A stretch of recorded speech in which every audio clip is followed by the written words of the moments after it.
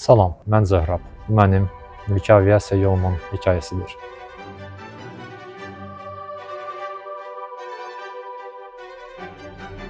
2011-ci ilin aprel ayında ilk dəfə iş müsahibəsinə dəvət olunmuşam. Bir ay sonra mən müsbət cavab alaraq şirkətdə fəaliyyətə başlamışam. Şirkətdə karyerama yerüstü xidmətin təşkili üzrə mütəxəssis kimi başlamışam. İşimin əsas məqsədi hava gəmilərinin vaxtı-vaxtında uçuşunu təmin etmək üçün ona zəruri olan yerüstü xidmətlərin təşkili, nəzarəti, həmçinin bundan irəli gələn digər işlərlə bağlı idi. Sürmə yollarına kəsişmələrdə mütləq diqqətli olmaq lazımdır. 5 illik mütəxəssis fəaliyyətindən sonra mən təlimatçı mütəxəssis kimi fəaliyyətə başlamışam. Yerüstü xidmət üzrə yeni əməkdaşların işə hazırlanması, təlimatlandırılması prosesinə cəlb olunmuşam. Deməli, elektron idarəetmə panelini buradan idarə edirsən, platformanı aşağı, yuxarı qaldırırsan, birləşdirən təyyarənin tipini görə qoşa bilərsən.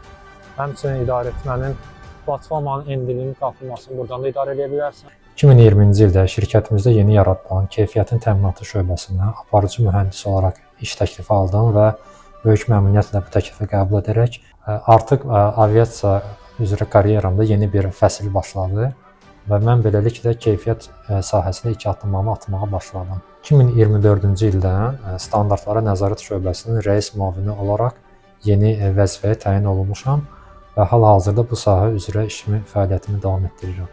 İş günümüz tərtib olunmuş və təsdiqə göndəriləcək sənədlərin yoxlanılması, onların standartlara nə dərəcədə cavab verib-verməməsinin yoxlanılması, həmçinin planda olan auditlərin həyata keçirilməsi, digər şöbələrlə gündəlik olan məsələlərin müzakirə olunması, müxtəlif növ iclaslar və yaxud brainstorminglər və digər məsələlərlə bağlı keçir. Müqavilə əsasında bizə xidmət göstərən digər aeroport xidmətləri ilə olan auditlərin, monitorinqlərin həyata keçirilməsi onların daha da yüksək keyfiyyətli məhsul və xidmət təmin edilməsinə zəmin yaradır.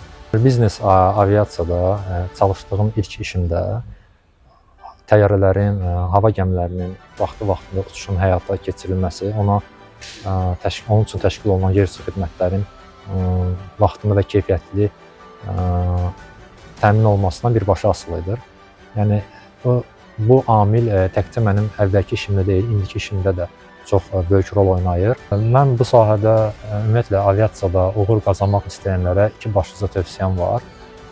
Birincisi, daima öz üzərinizdə işləyin, bilik və savadınızı daima artırın və ikinci əsas vacib tövsiyəm, öz güvəninizi daima qoruyub saxlayın və bilin ki, çəkilən əziyyət hər zaman öz bəhrəsini verəcəkdir.